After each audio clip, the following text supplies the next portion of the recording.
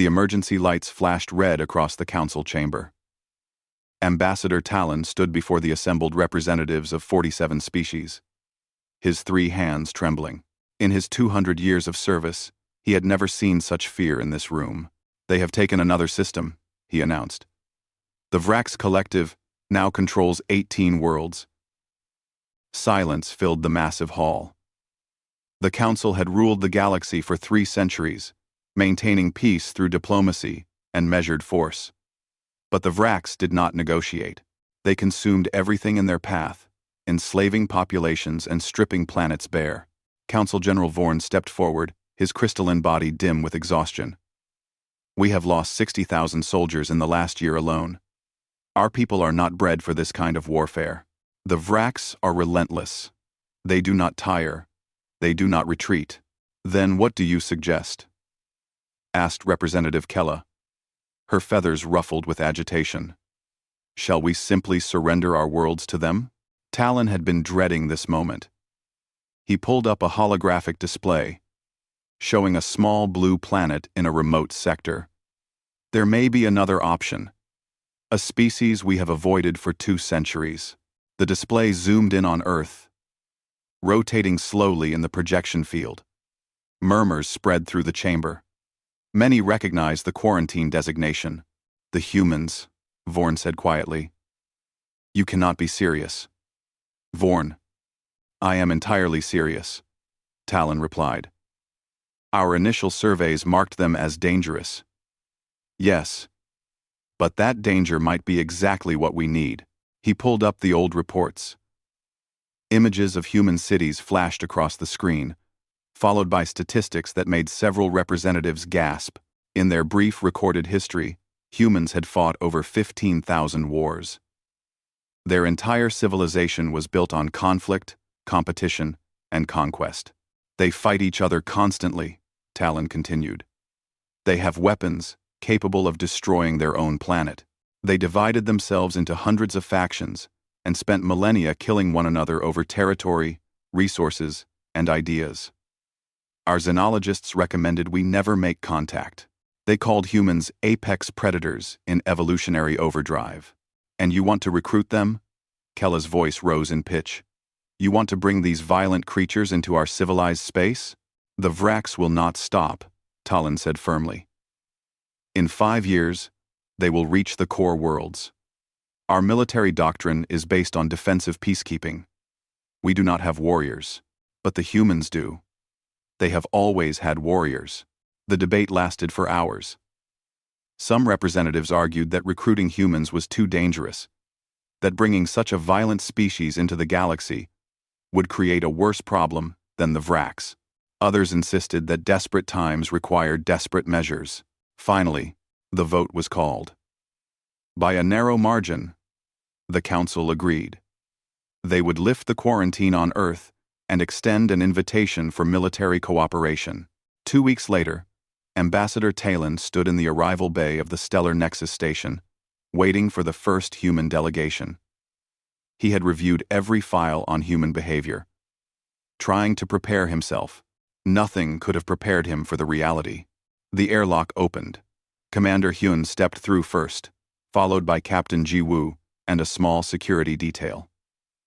They wore simple, dark uniforms with minimal decoration, but something about the way they moved made Talon's skin prickle with instinctive alarm. Humans were shorter than most council species, but they moved with a fluid grace that seemed wrong somehow. Their eyes swept the bay constantly, tracking every movement, every shadow. When Hyun smiled and extended his hand in greeting, Talon noticed several nearby guards step backward involuntarily. "Ambassador Talon," Hyun said, his voice warm and professional. "Thank you for the invitation. We are honored to be here." Talon managed to clasp the human's hand, surprised by the strength in that grip. "Welcome to the Stellar Nexus. I hope we can help each other." As they walked through the station corridors toward the council chamber, Talon noticed other species watching the humans with obvious unease. It was not that humans were threatening. They were perfectly polite, even friendly.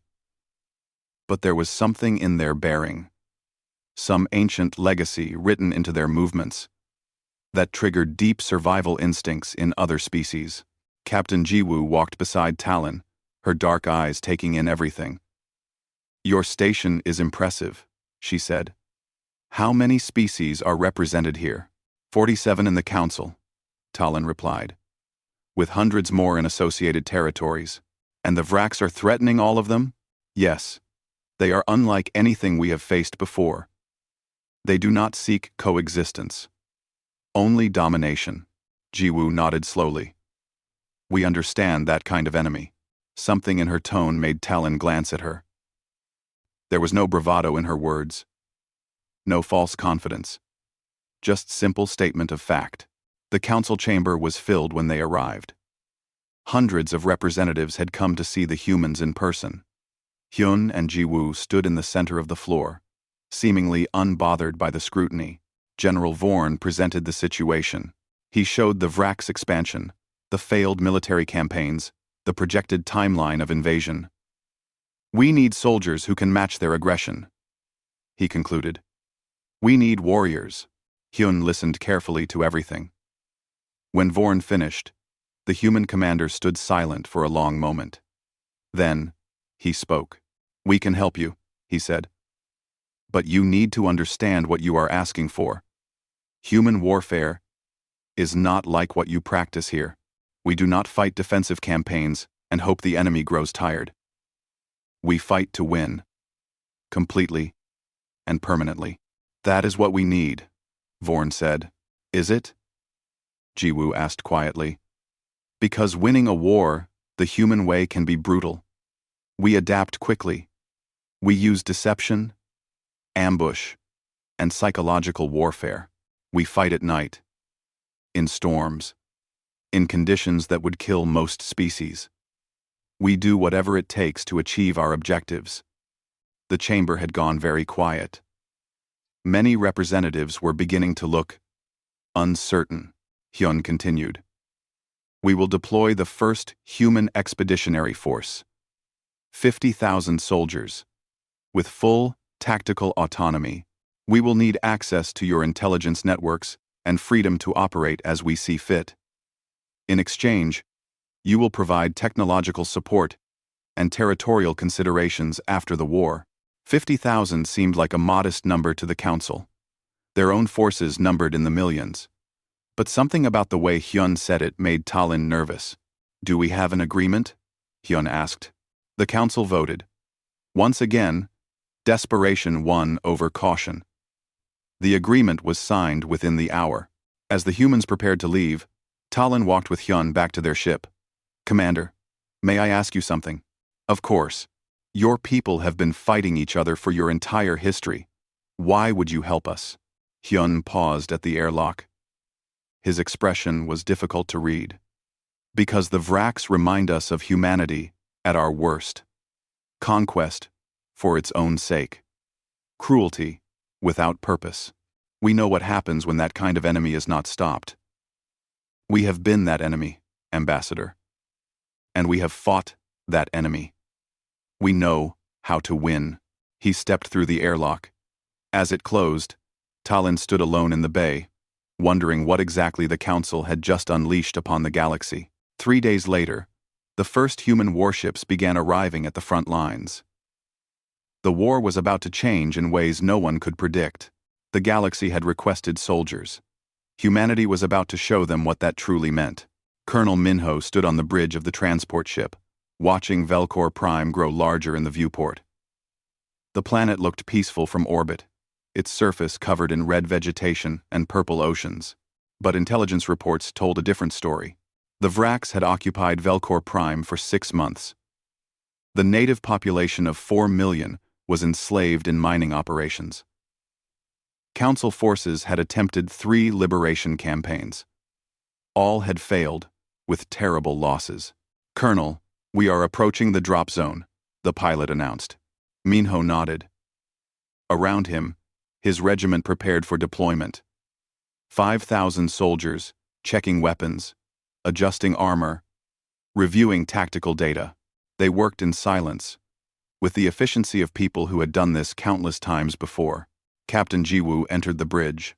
She had been assigned as military liaison, coordinating between human forces and council observers. "The council generals are requesting your battle plan," she said. "Tell them we will commence operations at 0300 hours, Minho replied. Jiwoo raised an eyebrow. "They expect a daytime assault after orbital bombardment. That is standard procedure." "We do not do standard procedure." 3 council observers stood in the corner of the bridge, monitoring everything. One of them, a tall insectoid named Reza, stepped forward. "Colonel, attacking at night is highly irregular. The Vraks have excellent night vision. Your soldiers will be at a disadvantage." Minho turned to face him. "Humans evolved as persistence hunters. We tracked prey for days across open ground. We learned to move silently, to use terrain, to attack from unexpected angles. Night is when we hunt best." Reza's antenna twitched nervously. "But surely orbital bombardment first would warn them we are coming," Minho interrupted. "We do not give warnings." At exactly 3 in the morning local time, the drop pods launched. They fell through the atmosphere in complete darkness, their hulls coated with material that scattered sensor readings. The Vraks defenders never saw them coming. Lieutenant Do-yoon rode in the lead pod with his platoon. 40 soldiers packed into the cramped space, silent and focused. The pod shook violently as it hit the atmosphere. But no one spoke. They had done this before. The pod crashed into the forest outside the main Vraks fortress. Before the dust settled, Do-yoon's team was moving. They spread through the darkness like shadows, using night vision equipment that turned the world green and clear. The fortress sat on a ridge overlooking the mining operations. The Vraks had strong defenses, with sensor towers, automated weapons, and elite guards. On paper, it should have been impossible to approach without detection. Do-yoon led his platoon up a cliff face that the Vraks had deemed unclimbable.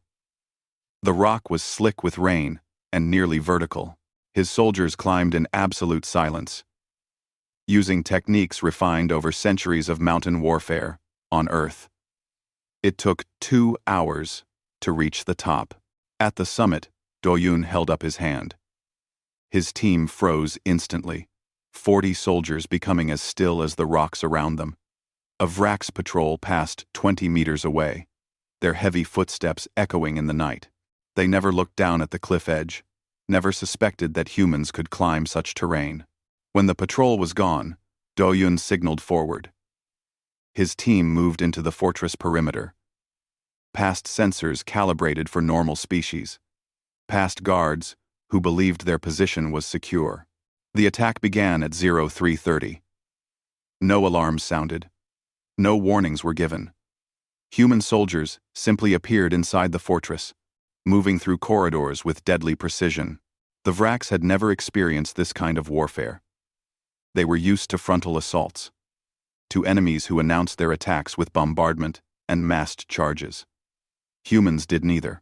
They used the darkness, used surprise, used the Vraks' own confidence against them. In the command center, Vraks commander Torak was reviewing morning reports when his communications officer suddenly collapsed. A human blade in his back. Torak spun around to find a human soldier standing in the doorway.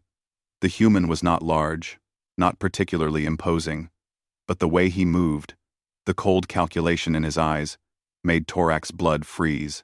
"Surrender," Do-yoon said, in perfect Vraks language. "Your fortress is already lost." Torak reached for his weapon. Do-yoon was faster, crossing the room in 3 swift steps and disarming him with brutal efficiency. Within seconds, Torak was on his knees, hands restrained, while more human soldiers secured the command center. Across the fortress, the same scene repeated. Vraks soldiers woke to find humans already in their barracks. Guard posts were taken without a shot fired. Communication arrays were captured intact. By dawn, the fortress was in human hands. The Vraks garrison of 2,000 had been defeated by a single human platoon of 40. The casualties were staggering. 1,800 Vraks, dead or captured, 3 humans wounded, none killed. When Minho arrived at the fortress with the main force, He found Doyun's team calmly securing prisoners and salvaging Vrak's equipment.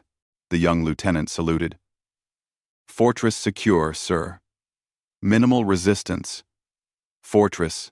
The council observers were in shock. Reza stared at the scene with all four of his eyes wide. "This is not possible," he kept saying. "This is not how warfare works." But it was how human warfare worked. While Minho secured the fortress, other human units were sweeping across Velcor Prime. They moved through jungle and mountain, through storm and darkness, through terrain that council forces had considered impassable. The Vraks had prepared for conventional warfare. They had strong defensive lines, heavy weapons, numerical superiority. None of it mattered. Humans did not attack the strong points. They infiltrated, surrounded, isolated, and destroyed piece by piece. Captain Jiwoo coordinated the operation from orbit, watching tactical displays that showed human units moving across the planet like a tightening net. She knew what the council observers were thinking because she had heard it before. They thought humans fought without honor, without following the rules of civilized warfare. But humans had learned long ago that rules were written by those who could afford to follow them. When survival was at stake, when facing an enemy that took no prisoners and showed no mercy, rules became a luxury. By the end of the first day, half of the Vrak's positions on Velcor Prime had fallen. By the second day, the Vrak's commander was calling for evacuation. By the third day, only scattered pockets of resistance remained. 14 hours after the operation began, Minho stood in the liberated capital city. The native population emerged from the mines, weak and malnourished but free. They looked at the human soldiers with a mixture of gratitude and fear. One of the native elders approached Minho cautiously. "You are the humans," she said. "The ones the council summoned. See, we are." Minho confirmed. "The Vraks told us you were demons, monsters from the dark edges of the galaxy." Minho looked at her for a long moment. "The Vraks were right about one thing. We come from the dark. Humanity evolved in a dangerous world, where everything wanted to kill us. We learned to be dangerous in return. But we are not monsters. We are just very, very good at war." The elder nodded slowly. "Thank you for freeing us. But I must be honest. You frighten us as much as you saved us." "That is wise," Minho said simply. The news of Velcor Prime spread through the galaxy at light speed. The Vraks had lost a fortified world in less than a day to a force they outnumbered 4-1. It should have been impossible. In Vrak's high command, Supreme Commander Talvor watched the battle reports with growing concern. He had dismissed the humans as another minor species, primitives playing at war. That had been a mistake. Talvor pulled up the recordings from Velcor Prime. He watched human soldiers moving through darkness, climbing impossible terrain, striking with coordinated precision. They fought like nothing he had ever seen, not like soldiers, but like predators who had been hunting for millions of years. "Send a message to all fleet commanders," Talvor ordered. "The humans are not to be underestimated. They do not fight like civilized species. They fight like animals. Cunning, relentless animals." But the warning came too late. Human forces were already deploying to 3 more contested worlds, and they were bringing tactics that would make Velcor Prime look gentle by comparison. On the Stellar Nexus station, Ambassador Talon reviewed the same battle reports. He should have felt relief. The humans were winning. They were saving council worlds. But instead, he felt a growing dread. The galaxy had asked for soldiers. The humans had sent killers. And now Talon understood the difference. Soldiers fought by rules, with honor and restraint. Killers fought to win, by any means necessary. The question was no longer whether humans could defeat the Vraks. The question was what would happen to the galaxy after they did. Supreme Commander Talvor refused to believe the reports at first. 5 Vrak strongholds had fallen in 2 weeks. His commanders were calling for retreat, saying the humans could not be stopped. Talvor knew better. The humans were just another species, just more meat for the grinders. He stood in the war room of his flagship, studying the holographic display of the Epsilon cluster. This was his strongest defensive line, fortified over 2 years of constant warfare, 12 planets, hundreds of orbital platforms, and his elite dreadnought corps. No council force had ever breached this line. The humans will break themselves against our defenses, Talvor announced to his officers. They were lucky on Velcor Prime. But luck ends when it meets true military power. His second in command, a scarred veteran named Cross, was less confident. Commander, perhaps we should study their tactics more carefully. The way they fight is unlike anything we have faced. They are primitives. Talvor slammed his fist on the console.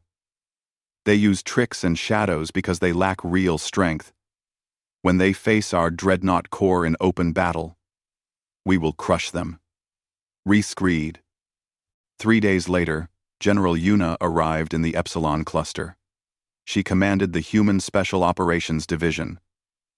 The soldiers, even other humans, spoke about in quiet voices. Her transport ship was small, carrying only 300 operators. The council observers thought it was a mistake, that such a small force could not possibly challenge the Vrak's stronghold. They did not understand what special operations meant. Yuna reviewed the intelligence reports in her quarters. The Epsilon cluster was indeed well defended, exactly as Talvor believed. Traditional assault would cost thousands of lives and take months of grinding warfare. Good thing humans did not do traditional assault. She called a briefing with her team leaders. Captain Jiwoo attended as liaison, along with 2 council military observers who insisted on monitoring all human operations. The target is Vrak's High Command, Yuna began, pointing to the holographic display. It orbits the gas giant in the 4th system.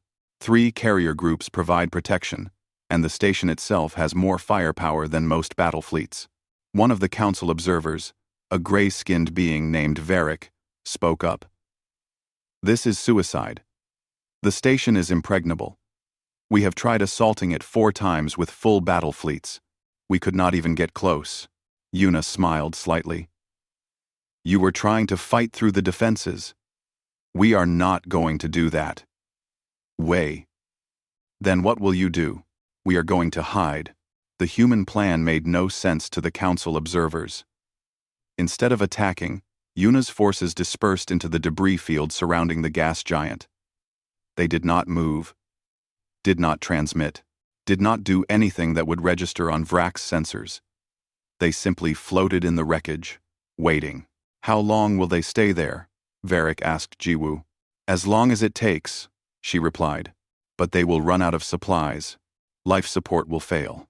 They have enough for 10 days. Possibly longer if they slow their metabolism. Slow their metabolism? Varric looked confused. That is not possible for active soldiers. It is for humans. We can lower our heart rate, reduce oxygen consumption, enter a state between waking and sleeping. Some of our ancestors could survive for weeks in harsh conditions by controlling their bodies this way. The council observers did not understand. Most species could not control their biology like that, but humans had evolved with unusual control over their autonomic functions. A gift from ancestors who had to endure extreme conditions. 6 days passed. The Vraks grew confident that the human forces had retreated. Patrols became routine. Guard shifts followed predictable patterns. That was when Yuna struck. The human operators had been watching every movement, recording every patrol route, noting every shift change.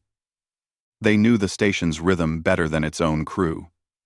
When the moment came, they moved.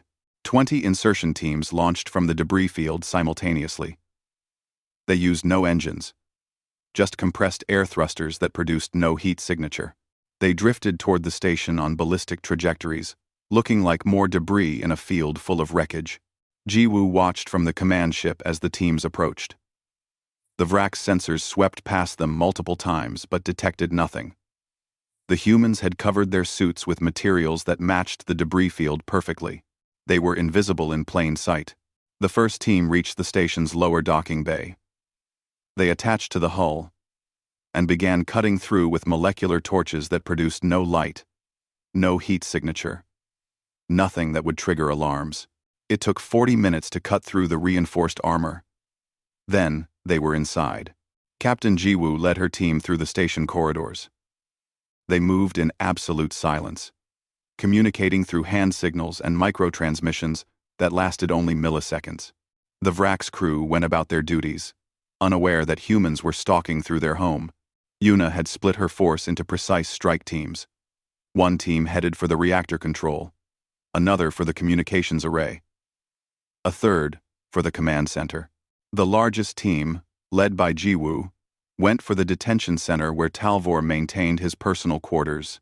They passed Vrax soldiers in the corridors. The humans simply pressed into doorways and maintenance spaces, controlling their breathing so perfectly that the Vrax walked past without sensing them. One Vrax officer came within a meter of where Jiwoo stood in shadow. He never knew she was there. The detention center was guarded by elite soldiers, the best the Vrax had. But they were watching for external threats, for alarms and frontal assaults. They were not watching the ventilation shaft above them. Jiwoo's team dropped from above. It was over in seconds. The guards fell before they could raise an alarm. The humans secured the center and moved deeper, toward Talvor's quarters. The Supreme Commander was reviewing battle plans when his door opened. He looked up to see a human woman standing in his doorway.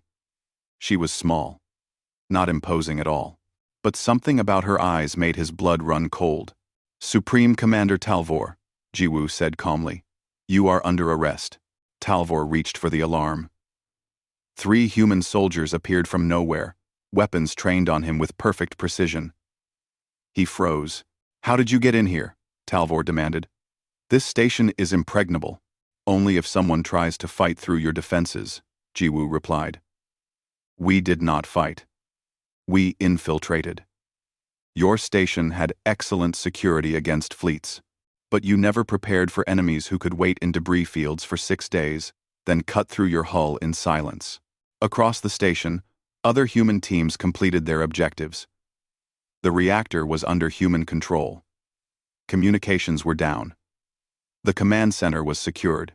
In less than an hour, 300 humans had captured the most heavily defended installation in the Vrax Empire. When the Vrax carrier groups finally realized what had happened, it was too late. Yuna transmitted a simple message: surrender the station, or she would overload the reactor. The carriers backed off. The news spread through both militaries like fire. The Vrax had lost their supreme commander and their most important strategic asset without a single shot being fired.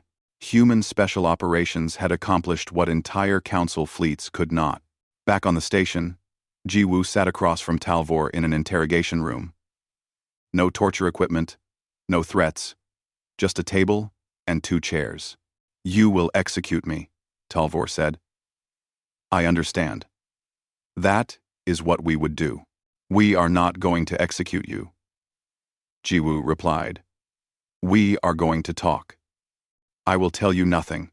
I do not need you to tell me anything. I want to explain something to you." Jiwoo leaned forward. "Do you know how old warfare is on Earth?" Talvor said nothing. "Humans have been killing each other for 300,000 years, Jiwoo continued. "We have fought with stones and spears, with arrows and swords, with bullets and bombs. We have destroyed entire civilizations. We have developed weapons that could end all life on our planet. And yet we survived. Do you know why? Because you are monsters," Talvor said. "Because we are adaptable," Jiwoo corrected. "We learned from every defeat, improved from every victory. Every war taught us new ways to fight. We had no choice. On Earth, if you lost a war, your people died. So we became very, very good at winning." She pulled up a holographic display showing Earth's history.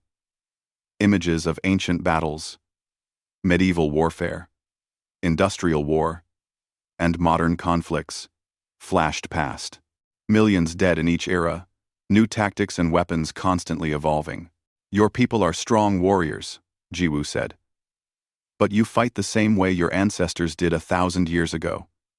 You believe in honor, in direct confrontation, in strength against strength. Those are luxuries. Humans never had luxuries. We had survival. And survival demands that you use every advantage, every trick, every psychological weapon you can find. Talvor watched the images, beginning to understand. You were not lucky on Velcor Prime. No. We were trained. We were experienced. We were desperate species that learned to dominate a death world through intelligence and adaptability. You asked why we fight for the Council? Because we recognize what your empire is trying to do. We have seen it before, in our own history. Conquest, for its own sake. Cruelty without purpose. We know where that leads. Oh, she stood. Your forces are retreating across the Epsilon cluster. Your commanders are requesting peace negotiations. The Council will probably accept, because they want this war to end. But I want you to understand something. If your people ever threaten the galaxy again, if you rebuild and come back for revenge, humanity will finish what we started, and we will not be gentle about it. End quote. Talvor looked at this small human woman and finally understood why his empire was losing. It was not about strength or numbers. It was about will. And humans had a will that had been forged in 300,000 years of brutal warfare. We will not come back, Talvor said quietly. Good, because next time, we will not capture your commanders. We will erase your civilization. There was no threat in her voice. No anger. Just simple statement of fact. That made it more terrifying than any torture could have been. As the Vrax forces began their full retreat, General Yuna stood on the bridge of her ship, watching the enemy fleets withdraw. Victory. Clean and complete. But she saw Captain Jiwoo's troubled expression. Something wrong? The Council observers, Jiwoo said. They are afraid of us now. They asked for soldiers, but we showed them something they did not expect. What did we show them? That humans do not fight wars. We wage them. And there is a difference. The streets of New Velos should have been celebrating. The Vrax occupation was over. The human forces had liberated the city with minimal damage to infrastructure. The population was free. But something felt wrong. Private Sora walked her patrol route through the market district, her eyes constantly scanning the crowds. Her rifle was held in ready position, not threatening but not relaxed either. Around her, civilians moved about their daily business. But they gave her squad a wide space, crossing to the other side of the street when the humans approached. They do not like us, said Private Minjun, walking beside her. They are afraid, Sora corrected. There is a difference. Ah, an alien child dropped a toy near Sora's feet. The child started to reach for it, then saw the human soldier and froze. Sora picked up the toy and knelt down to hand it back, smiling gently. The child took it and ran to their parent, who pulled them away quickly. Sora stood slowly. She had liberated 6 worlds now. This was always the same. The civilians were grateful, yes, but they were also terrified. Humans looked wrong to them, moved wrong. There was something in human eyes that triggered deep survival instincts in other species. Back at the command post, Major Taehyun reviewed civilian reports. Complaints were coming in. The human patrols were too aggressive, too watchful. They made people nervous. One report claimed that a human soldier had stared at a shopkeeper for 3 minutes without blinking. Both reports were accurate. Humans did stare when analyzing threats, and their night vision equipment did make their eyes glow slightly in darkness.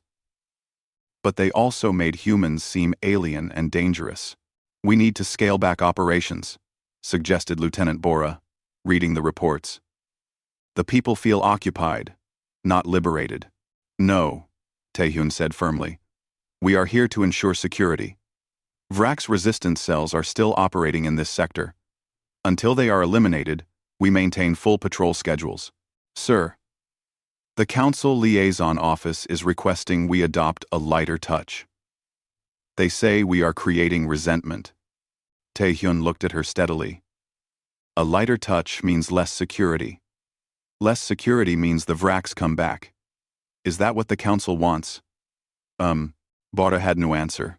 3 sectors away, Council diplomat Revan was having a similar conversation with General Yuna. They sat in a conference room aboard the human command ship. The tension thick between them. The war is effectively over, Revan argued. The Vraks are broken. They have retreated to their core worlds and are requesting peace terms. There is no need for continued military operations. The Vraks retreated, Yuna agreed. They did not surrender. There is a difference. They are contained. The threat is neutralized. For now. In 20 years, they will rebuild. In 40 years, they will be strong again. In 60 years, they will attack. That is how warfare works. When you leave the enemy alive. Revan's scales shifted color with agitation. You are suggesting genocide. I am suggesting we finish what we started, Yuna corrected. The Council asked us to solve the Vraks problem. Half-solving problems creates larger problems later. Human history proves this. Every war we fought halfway, every enemy we left, with power intact, came back stronger. I'm Team P. That is not how the Council operates. We believe in rehabilitation, in bringing former enemies into the galactic community. That is a luxury species have when they are not fighting for survival. Yuna leaned forward. Your people called us because you were desperate. Because you were losing. Because civilized warfare was not enough. Now, you want us to fight? Civilized wars? You cannot have both. We want you to be reasonable. We are being reasonable. Humans spent 300,000 years learning one lesson. When you fight a war, you fight to win completely. Anything less is just delaying the next war. Revan stood to leave. The Council will be discussing human operations. There is growing concern about your methods. 1. Concern is better than extinction. Yuna replied. Against Council protests, Commander Hyun ordered the largest human offensive yet. 5 full divisions, supported by orbital elements, launched toward the Vraks core worlds. The stated objective was to dismantle Vraks military infrastructure. The real objective was to ensure the Vraks could never threaten the galaxy again. The assault was overwhelming. Human forces did not simply defeat Vraks defenders. They systematically destroyed shipyards, weapons, factories, training facilities, and command networks. They were thorough. They were efficient. They were terrifying. Major Taehyun landed with the first wave on the Vraks homeworld. The planet's capital city had strong defenses. But human intelligence had mapped every fortification, every weapons emplacement, every possible resistance point. The attack came from 6 directions simultaneously, overwhelming the defenders before they could coordinate a response. Within a week, Taehyun's forces occupied the capital. Martial law was declared immediately. Human soldiers stood on every corner, watching everything.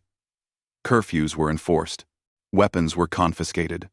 Resistance was not tolerated. When Vraks resistance fighters ambushed a human patrol, killing 2 soldiers, Taehyun's response was swift. He did not order mass reprisals or revenge killings. That was not how humans operated. Instead, he assigned his best intelligence teams to hunt down every member of the resistance cell. It took 3 days. Human soldiers did not announce their raids. They simply appeared at safe houses in the middle of the night, moving through the city like ghosts. They used signals, intelligence, pattern analysis, and old-fashioned detective work. One by one, the resistance fighters were captured. You should execute them, suggested a Vraks city official who was cooperating with the occupation. Make an example. No, Taehyun said. Executions create martyrs. We will process them through military tribunals, give them fair trials, and imprison them if found guilty. That creates compliance, not rebellion. They killed your soldiers. Yes. and we will hold them accountable through law. That is how you build stable peace. Taehyun looked at the official. Humans learned this lesson the hard way. Brutal occupation creates endless resistance. Fair but firm occupation creates eventual cooperation. Within a month, the capital city was completely pacified. Crime dropped to almost nothing. Infrastructure began rebuilding. Life returned to a kind of normalcy. But it was a nervous normalcy, with human soldiers always present, always watching. The council observers filed their reports. The humans were not cruel. They did not torture or massacre, but they were absolute. When they gave an order, it was followed. When they set a rule, it was enforced. There was no negotiation, no flexibility. The human version of peace was order maintained through overwhelming presence. Ambassador Talon reviewed these reports with growing alarm. He had hoped that human military efficiency would solve the Vrax problem cleanly. Instead, it had created a new problem. Humans now occupied a dozen worlds. They showed no signs of leaving. They did not trust the Council to maintain peace. They are becoming an occupying force, Talon said in an emergency council session. We asked for soldiers to fight a war. Now, we cannot make them stop fighting. General Vorn disagreed. They are maintaining security. Without human forces, the Vrax would rebuild and attack again within a generation. Then we assign Council peacekeepers.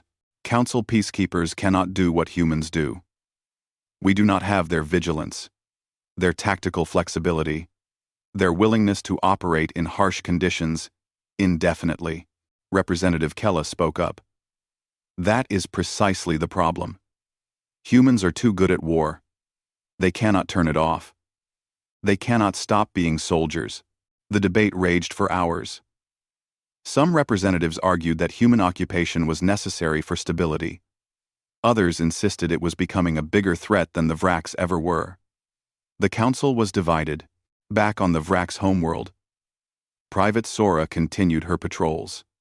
She saw the fear in civilian eyes, felt the tension in the streets, but she also saw children going to school safely, saw families shopping without fear of violence, saw infrastructure being rebuilt.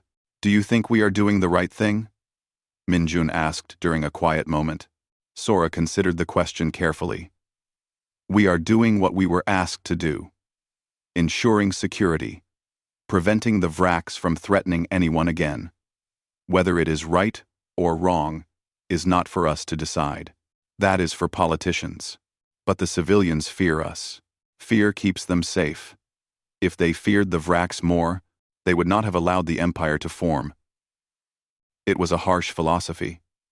But it was a human philosophy, born from centuries of warfare and occupation. Humans understood that perfect peace was an illusion. The best you could achieve was managed peace, maintained through strength and vigilance. On the Stellar Nexus station, Captain Jiwoo met with Ambassador Talon privately. She could see the exhaustion in his eyes, the weight of decisions pressing on him. The Council wants to recall human forces, Talon said. They are frightened of what you have become. We have not become anything, Jiwoo replied.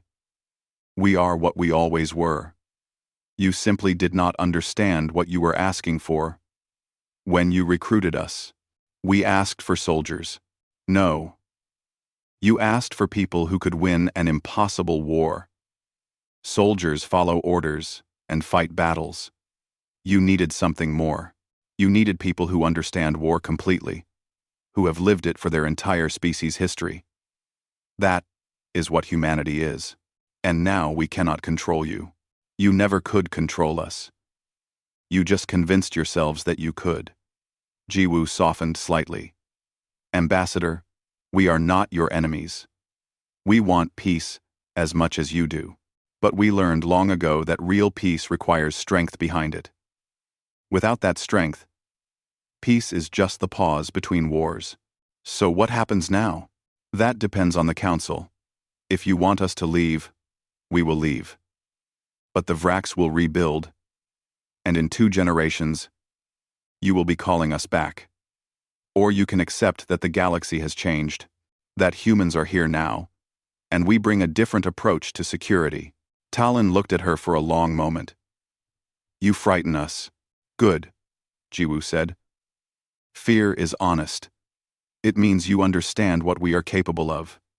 Now you have to decide if that capability is protection or threat. The emergency council session had been called without warning.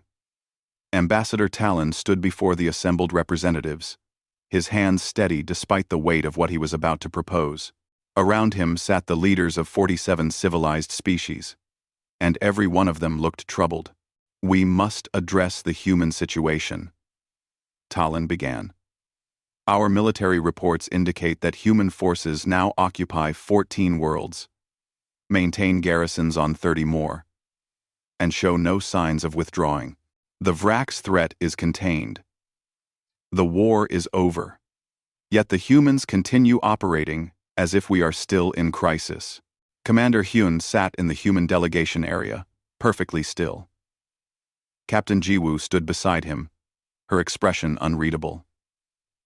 They had known this moment was coming. General Vorn rose to speak. The humans fulfilled their contract. They defeated the Vrax. But now they refuse to scale back operations. They insist on maintaining what they call security protocols. Several species representatives have reported feeling occupied rather than protected. Representative Kella's feathers were fully ruffled with agitation. We made a mistake. We called for soldiers when we were desperate. And now, we cannot make them leave. The humans are becoming the very thing we feared from the Vrax, a military force that cannot be controlled. The accusations continued for an hour. Species after species stood to voice concerns about human presence. Some were diplomatic, acknowledging human contribution, while requesting withdrawal. Others were blunt, calling humans dangerous and demanding immediate removal. Finally, Talon turned to the human delegation. Commander Hyun, you have heard the Council's concerns. What is your response? Hyun stood slowly. He walked to the center of the chamber floor, alone and unhurried. When he spoke, his voice was calm, but carried to every corner of the vast hall. You called us monsters, he began. Several of you used that exact word in your testimony today. You said we are dangerous, that we cannot be controlled, that we fight wars the wrong way. I will not disagree with any of that. Murmurs spread through the chamber. The council had expected denial or justification, not agreement. Humans are dangerous, Hyun continued. We evolved on a death world where everything was trying to kill us. We spent 300,000 years learning to kill back better than anything else. We are very good at violence because we had to be. Species that were not good at violence went extinct on Earth. He pulled up a holographic display showing Earth's history. Images of ancient wars, medieval battles, industrial conflicts, millions dead across the ages. But you did not call us to be peaceful, Hyun said, his voice hardening. When your people were dying, when the Vrax were burning your worlds, when your civilized armies were losing battle after battle, you did not ask for diplomats. You asked for soldiers. You asked for killers who could win an impossible war. And we did. We won your war for you. You went beyond your mandate, Kella interrupted. You were supposed to defend Council worlds, not invade Vrax territory. We were supposed to solve the Vrax problem, Hyun corrected. Those were your exact words. Solve the problem. So we did. The Vrax are no longer a threat. Their military is dismantled. Their shipyards are destroyed. They will not rebuild for generations. That is what solving problems looks like. Talon stepped forward. But at what cost? You have occupied worlds, imposed military law, made entire populations live under human oversight. That is not liberation. That is conquest. No, Hyun said firmly. Conquest is what the Vrax did. They enslaved populations and stripped planets bare. We maintained order while infrastructure rebuilt. We kept the peace while governments stabilized. We did the hard work that comes after winning battles. That is not conquest. That is occupation. And yes, there is a difference. He looked around the chamber, meeting the eyes of each representative who would look at him. You want to know why we have not withdrawn? Because we know what happens when you win a war but do not secure the peace. The enemy rebuilds. Resentment grows. 20 years later, another war starts. Humans have lived this cycle for our entire history. We know how it ends. So you refuse to leave? Vorn asked. No. We will leave whenever you order us to leave. But understand what you are choosing. Without human forces maintaining security, the Vraks will slowly rebuild. Regional conflicts that we currently suppress will restart. Pirates and raiders that we have pushed back will return. You will get your peaceful, civilized galaxy back.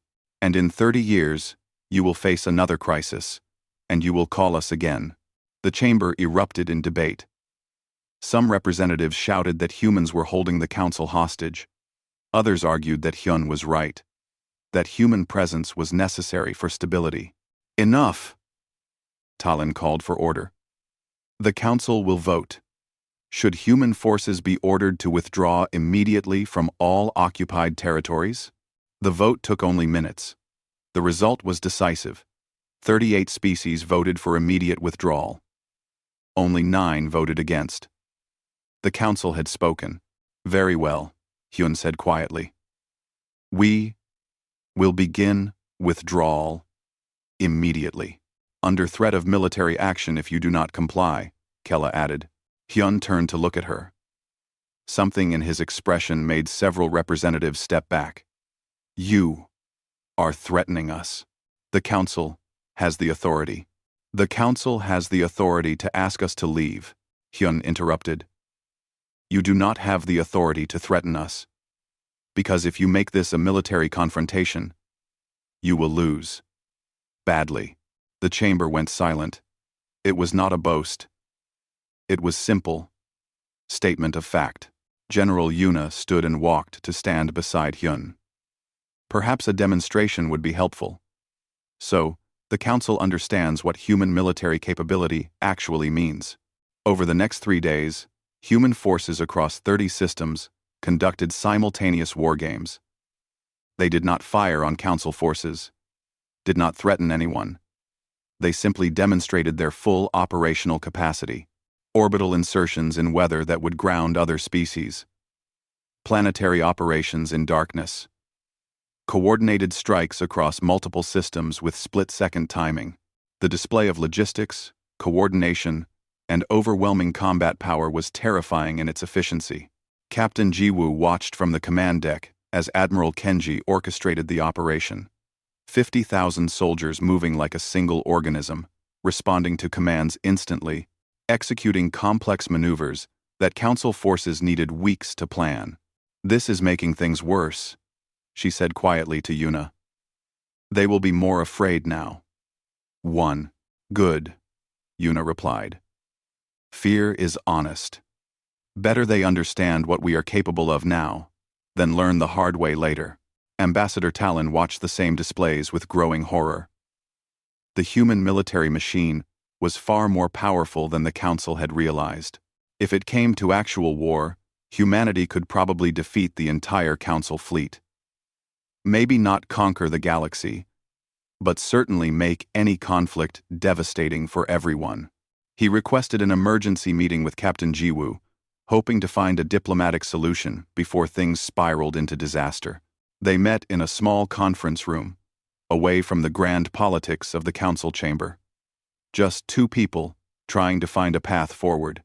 Your demonstration was effective, Talon said. The council now understands that military confrontation is not viable. But surely, you must see that this cannot continue. We cannot have human forces occupying our territories indefinitely.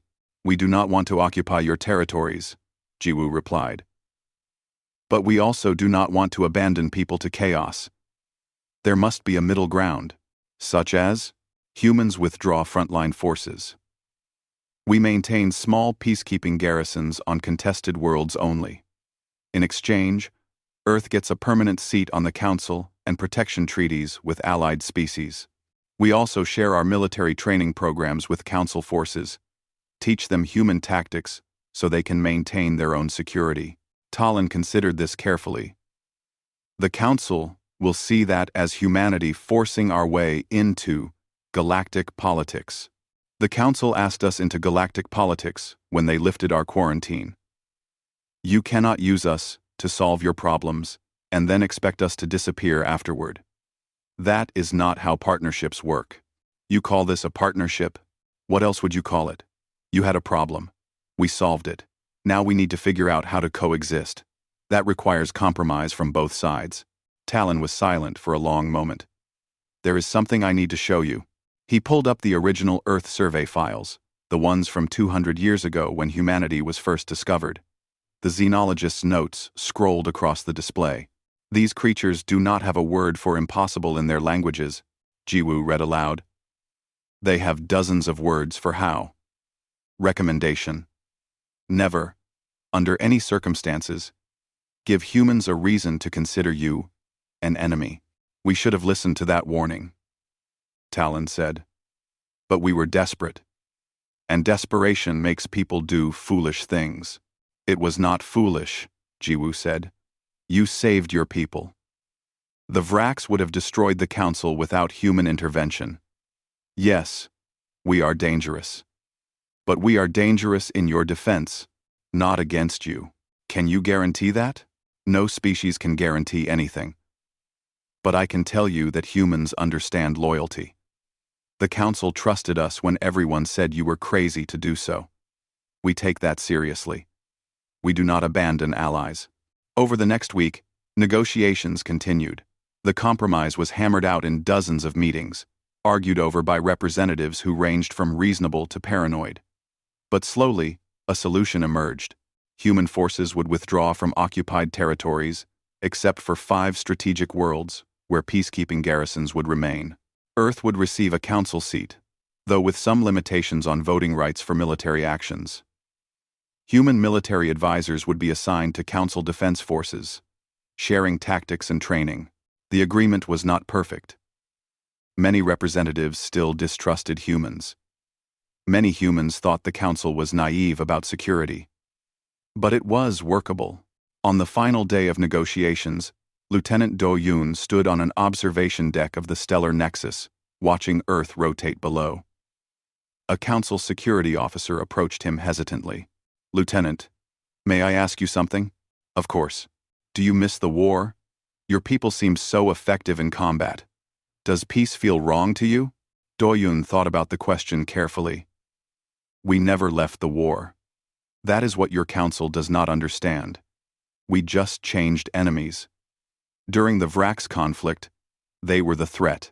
Now the threats are instability, piracy, regional conflicts, and the possibility that the Vraks will rebuild. Humans are always at war with something. It is how we survived. That sounds exhausting. It is. But it is also what makes us human. We see threats everywhere because, in our evolutionary history, threats were everywhere. A species that relaxed died, so we learned never to relax. The security officer nodded slowly. Your people frighten us. I know. But consider this. Every species that frightens you is either your enemy or your protector. We chose to be protectors. That should count for something. Deep in Council archives, Ambassador Talon filed his final report on the human situation. His conclusion was simple. Humanity has fundamentally changed the balance of power in the galaxy. They are dangerous, difficult, and impossible to control. They are also the most effective military force we have ever encountered. The question is not whether we can trust them. The question is whether we can afford not to.